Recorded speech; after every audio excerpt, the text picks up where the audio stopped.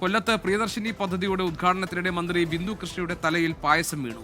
Youth Congress പ്രവർത്തകർ വിതരണം ചെയ്ത പായസമാണ് മന്ത്രിയുടെ തലയിൽ വീണത്. ആ ദൃശ്യങ്ങൾ കാണാം.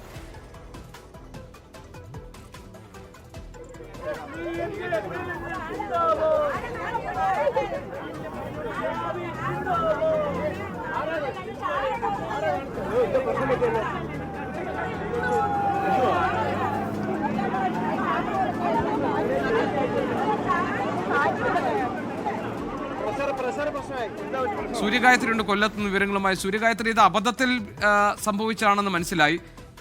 ചൂടുള്ള പായസമാണ്. മന്ത്രിക്ക് പൊള്ളലോ എന്തെങ്കിലും ഉണ്ടോ, കുഴപ്പമുണ്ടോ?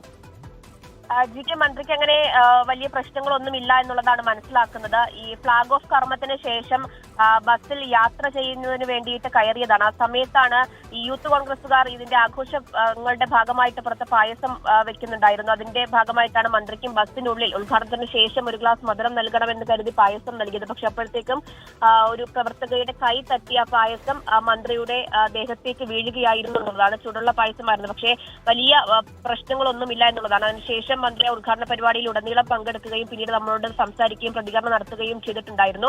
അബദ്ധത്തിൽ പറ്റിയ ഒരു സംഭവമാണ് എന്നുള്ളതാണ്. എന്തായാലും മന്ത്രിക്ക് അങ്ങനെ വലിയ പ്രശ്നങ്ങളൊന്നും ഇല്ല എന്നുള്ളത് തന്നെയാണ് അറിയുന്നത്. ജി.കെ.